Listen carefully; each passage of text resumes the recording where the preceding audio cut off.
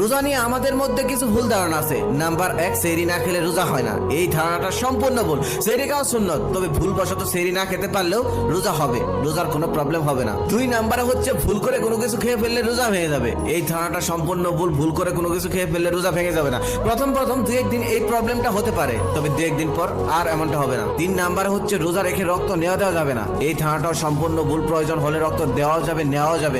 অনেক সময় আমাদের হাত কেটে গেলে আমরা ভাবি আমাদের রোজা ভেঙে গেছে। এই ধারণাটাও সম্পূর্ণ ভুল। 4 নাম্বার হচ্ছে কানের ড্রপ বা চোখের ড্রপ বা ইনজেকশন নিলে রোজা ভেঙে যায়। এই ধারণাটা সম্পূর্ণ ভুল। রোজা শুধু ভাঙে খাওয়ার মাধ্যমে আর স্ত্রী সহবাসের মাধ্যমে। তাই কানে বা চোখে ড্রপ দেওয়া যাবে, এমনকি প্রয়োজন হলে ইনজেকশন স্যালাইনও নেওয়া যাবে। এগুলি ছাড়া রোজা ভাঙবে না। 5 নাম্বারে হচ্ছে ফজরের আজান দেওয়া পর্যন্ত সেহরি খাওয়া। আমাদের অনেকেরই ধারণা এটা যে ফজরের আজান দেওয়ার আগ পর্যন্ত সেহরি খাওয়া যায়, তবে সেহরি খাওয়ার নিয়ম হলো সুবে সাদিক উদয় হওয়ার আগ পর্যন্ত সেহরি খাওয়া, তারপর খাওয়া যাবে না। ফজরের আজান সাধারণত সেহরি শেষ হয়ে যাওয়ার কয়েক মিনিট পরে দেওয়া হয়, তাই এই ব্যাপারে সবারই সাবধান থাকা উচিত। 6 নাম্বারে হচ্ছে কাজা ও কাফারার ব্যাপারে আমরা অনেকেই অজ্ঞ। রোজা রেখে কোনো ওজরে রোজাটা ভেঙে ফেললে তাহলে সেই রোজা কাজা হিসেবে রেখে দিতে হয়। কাজা রোজা হচ্ছে এক রোজার পরিবর্তে আরো একটি রোজা। কাজা রোজাগুলি পরবর্তীতে সুবিধা মতো আলাদা আলাদা করেও আদায় করে নিতে পারবেন। একসাথেই সমস্ত কাজা রোজা করতে হবে এমন কোনো কথা নেই। আবার রোজা রেখে কোন রকম ওজর ছাড়াই শয়তানের ধোকায় পড়ে রোজা ভেঙে ফেললে সেই রোজার জন্য কাজা ও কাফারা দুটোই দিতে হবে। কাফারা আপনি আবার 3 ভাবে আদায় করে নিতে পারবেন।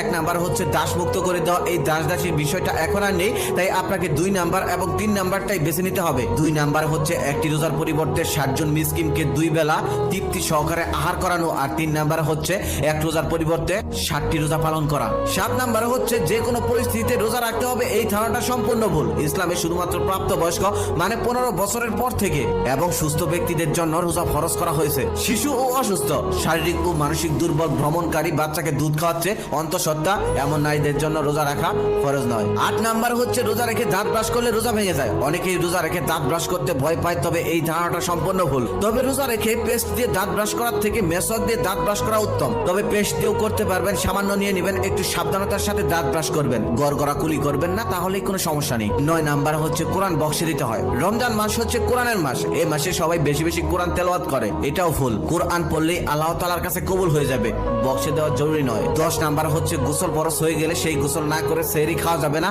এই ধারণাটাও ভুল। তবে শরীয়তের নিয়ম হচ্ছে গোসল ফরজ হয়ে গেলে অতি দ্রুত গোসল করে ফেলা উচিত। উদাহরণত মনে করেন ঠিক সেহরির আগ মুহূর্তে আপনার গোসল ফরজ হয়ে গেছে, ঠিক সেই সময় যদি আপনি গোসল করতে যান ওদিকে সেহরির টাইম শেষ হয়ে যাবে। ওই টাইমে আপনার অবশ্যই আগে সেহরি করে নিতে হবে, তারপর আপনি গোসল করে ফেলবেন। তারপর সেহরি করার পর ফরজ গোসল শেষ করে ফজরের নামাজ পড়ে ফেললেন। 11 নাম্বারে হচ্ছে দিনের মাঝে রোজা হয়ে গেলে বাকি সময় কি খাওয়া যাবে? না, খাওয়া যাবে না। এটি মাত্র সাধারণত মেয়েদের জন্য। ধরুন দিনের মাঝ বরাবর আপনার মাসিক শুরু হয়ে গেছে, এটা শুধুমাত্র শুরু